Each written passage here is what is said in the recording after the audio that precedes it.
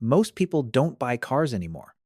They buy monthly payments, and that's why so many people look successful while quietly falling behind financially because a £500 car payment doesn't feel dangerous. It feels normal, affordable, even responsible. You get the newer car, the nicer interior, the lower monthly, and for a while, it genuinely feels like you're winning. But what almost nobody talks about is what that payment is really costing you over 5 years, 10 years, maybe even your entire financial life. Today, we're breaking down the real math behind leasing versus buying a car. Not the dealership version, the version that actually determines whether you're building wealth or just renting the appearance of it. Jake and Marcus walk into the same dealership on the same day. They both earn around £55,000 a year. They both want the same car, a brand new sedan worth around £30,000. And within the first 10 minutes, the salesman already knows exactly which one is easier to sell. Because Jake isn't looking at the price of the car, he's looking at the monthly payment. Only £300 a month. Low deposit. Full warranty. Brand new car every few years. It sounds responsible, modern, efficient, and honestly, that's why leasing feels so attractive to so many people. The payment feels safe. But here's the problem nobody talks about. When people buy cars today, they rarely ask, how much is this car actually costing me? Instead, they ask, can I fit this payment into my monthly budget? And those are two completely different questions. Because once your financial decisions become centered around monthly payments, almost anything can start to look affordable. A luxury car, an upgraded trim, a lifestyle you technically couldn't afford upfront, suddenly feels accessible. And that's where the trap quietly begins. And honestly, leasing feels amazing at first. You get the newer car, the lower monthly payment, the full warranty, no worrying about expensive repairs or random breakdowns. Everything feels easier, cleaner, safesh. And psychologically, that's powerful. Because what many people are really paying for isn't the car itself. It's comfort. Comfort knowing the car is always new. Comfort knowing major problems usually aren't your responsibility. Comfort knowing you can drive something that looks expensive without paying the full price up front. And that's why leasing is so seductive.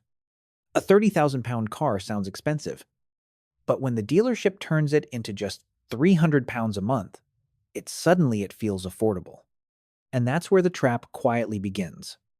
Because once you start thinking in monthly payments instead of total cost, almost any lifestyle can start to feel within reach. Now here's where the story changes. Jake signs a 3-year lease.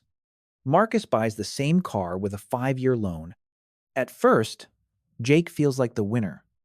Lower monthly payment, more flexibility, more cash left over every month. Meanwhile, Marcus is paying significantly more, while watching his car lose value almost immediately.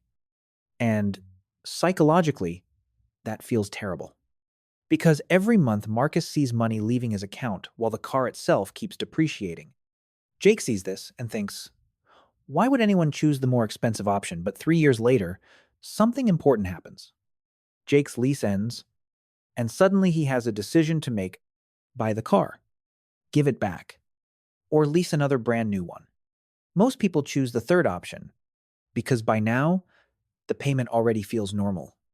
So Jake signs another lease, another deposit, another 3 years, another monthly payment, and this is the part most people never notice.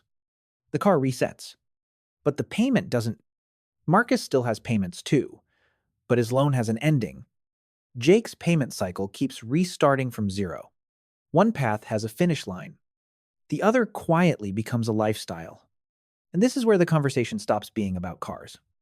Because the real danger of leasing isn't the contract, it's the habit it creates. A permanent monthly payment starts to feel normal after a while. Like a subscription you barely notice anymore. £300 for the car. £100 for insurance. Another payment for the phone. Another for streaming services. another for furniture. Little by little, your income gets divided before you even touch it. And modern life encourages this mindset everywhere. Nobody asks, can I afford to own this? They ask, can I afford the monthly payment? That's a completely different way of thinking. Because when you focus only on the monthly number, you stop noticing how much future cash flow you're giving away. And over time, that changes everything. Less money to invest, less flexibility, less freedom to leave a job you hate, less ability to handle emergencies without stress. This is why some people earn good money and still feel financially trapped. Not because they bought one expensive thing, but because they slowly built an entire lifestyle around permanent payments. Now, here's something most people don't notice. A lot of genuinely wealthy people keep their cars for a very long time. Not because they can't afford new ones, because they understand how depreciation really works. The first few years are the most expensive. That's when a car loses value the fastest. But once the car is older and fully paid off, the math changes dramatically. Suddenly, there's no monthly payment anymore. Just maintenance, insurance, and fuel. And compared to a permanent 600-pound car payment, a few repairs each year often cost far less than people expect. This is where buying starts pulling ahead financially. Because every month you keep driving a paid-off car, your cash flow improves. More money can go toward investing. Index funds, emergency savings, or building real long-term wealth. And that's the part social media rarely shows you. Driving a paid-off car isn't flashy. It doesn't look impressive online. But financial freedom usually looks boring in real life. That's the irony. A lot of people drive luxury cars to look wealthy while quietly falling behind financially. And a lot of financially secure people are driving older cars with no payments at all. Now, to keep this honest, leasing is not always a bad financial decision. In some situations, it can genuinely make sense. If you own a business or you're self-employed, lease payments may offer tax advantages depending on how the vehicle is used. For some high earners, that changes the math completely. And luxury cars are a different conversation too. Leasing a reliable family sedan is not the same as leasing a high-performance German car, where repairs outside warranty can become brutally expensive. In those cases, staying inside the warranty window has real value. There's also one more scenario people rarely talk about. Technically, if someone leases the cheaper car payment and consistently invests the difference every single month into index funds or long-term investing, they could come out ahead financially over time. But that's the important part. They actually have to invest the difference. Most people don't. They spend it. That's why this conversation isn't really about leasing versus buying. It's about behavior, discipline, lifestyle inflation, and whether your financial decisions are building long-term wealth or just making expensive habits feel affordable. So, after all the math, here's the real question. Are you paying for transportation, or are you paying for a lifestyle that makes you feel successful in the moment? Because that's the part most people never slow down long enough to think about. A car can absolutely improve your life. It can save time, reduce stress, make work easier, even bring genuine enjoyment. But the problem begins when the payment becomes more important than the long-term cost, when looking successful starts quietly replacing becoming financially secure. And this doesn't only happen with cars. It happens with houses, phones, clothes, vacations, entire lifestyles built around appearing wealthier than we actually are. That's why the real trap was never leasing. And it was never buying. The real trap is making massive financial decisions based only on what feels affordable today without thinking about what those decisions are costing your future. Because financial freedom usually isn't destroyed by one huge mistake.